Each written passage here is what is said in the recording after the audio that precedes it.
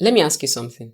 What if the life you're currently chasing isn't even yours? What if your goals, your timelines, and your decisions were handed to you by society and you just accepted them?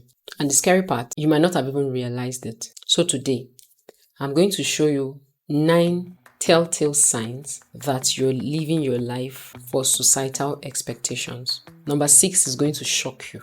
So stay tuned. I know. You might be thinking this does not exactly apply to you. But just stay tuned. Because in reality, most people are practically just living to tick boxes, right? Get a degree, get married, have kids, get a good job, get a nice ride, get a good home, and end of life. We do all these things not essentially because they are things we really want to do, but because we've been handed a script and we've been told this is what is approved.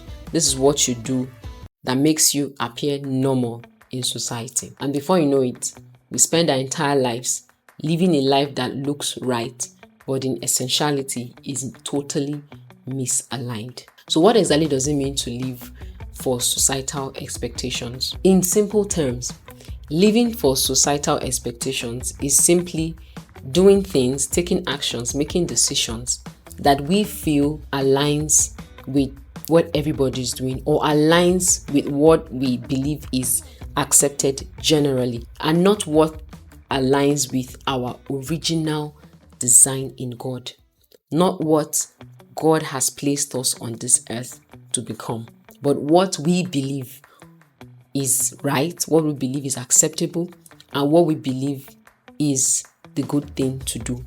Where did that belief come from? What we've seen around us. Now let's get into the sign. This first sign is very much obvious, and it is that you feel pressured by age timelines. You feel like when you're approaching 30 and you're married or you don't have kids yet, then something's wrong with your life. Or you feel like if you're 25, you've not graduated from the university, then you must be behind in life. Or you feel like you've not gotten your first house before 40 years, you're behind in life. Or when you try to meet up with age timelines, not because you've come to an understanding that those things are needed for your specific walk in life, but because society has taught you to believe that you need to have done those things before that age. The second sign that you're living for societal expectation is that you're not living in alignment with your God-given purpose. If you don't know your God-given purpose and you've lived life for several decades, then what manual or what blueprint have you been living by?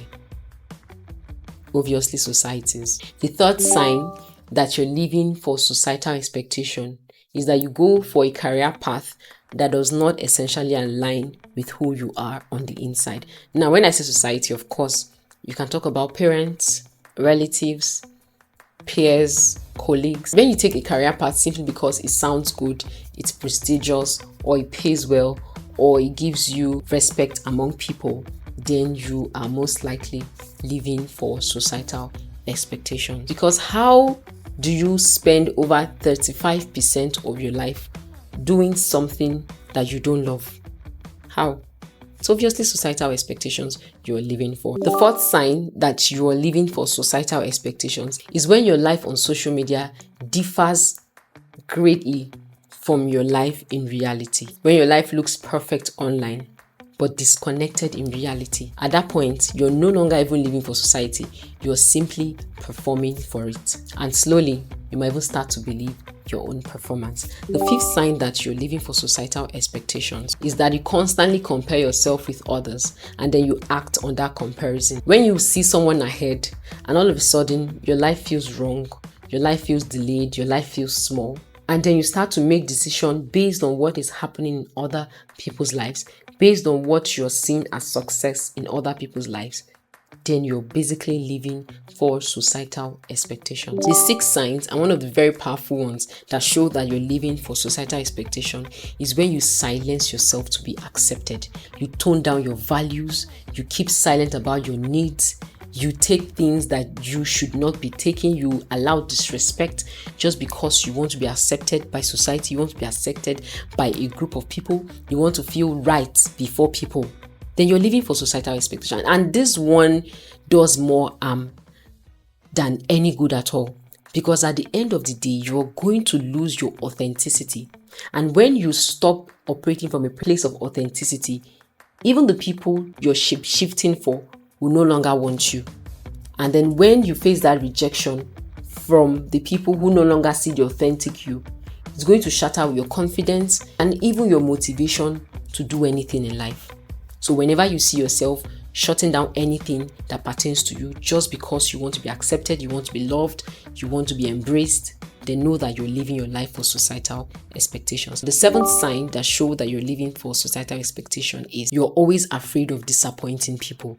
Whatever decisions you're making, you're always ensuring that everyone around you is happy with the decision. You can never live a fulfilled life. You can never live a purposefully aligned life when you constantly worry about how your life affects other people. Now, this is not me saying go ahead and just behave rashly or behave anyhow, irrespective of who you hurt. But when everything you do is based on who approves or who validates or who accepts or who applauds you, then you're simply living for societal expectations. Now, the eighth sign that you're living for societal expectation, especially as a believer in Christ, is when you don't see God for decisions in your life. If as a Christian, you claim that your life is anchored on God, that He's your source, He's the source of your life, that to live is Christ, then when you make decisions and you don't involve God, who do you involve? Society, obviously. Those decisions, if they're not influenced by God, they are definitely going to be influenced by your external environment. They're going to be influenced by the script that you've been handed by society and the people around you. So whenever you find yourself making decisions, especially major decisions without God, then you're living for societal expectations. I made a video on 5 critical decisions that you must never make without God as a Christian. You can find it here, so you can watch it and you'll be able to find out where you have been living your life for society. Now, the last sign that you're living for societal expectation is you continue to live a life that you cannot afford. You continue to chew more than you can swallow because you want to impress people who probably don't like you. And then you inconvenience yourself, you probably take loans, you live a very financially inconvenient life just to match a standard that is not even yours to start with. So whenever you find yourself living beyond what you can comfortably afford financially, then know that you are living for societal expectation. The truth is, a whole lot of people go to their graves never having lived their unique lives. They simply live out the script handed to them by society and then they die. I'm sure you don't want that to be you. So go ahead and look at each of these signs and find out the necessary places you need to make amends so that you can start to live your life authentically and according to God's original design for your life. Please do well to like the video and subscribe to the channel if not also. Subscribe to the channel. And I'll see you in my next video. Bye.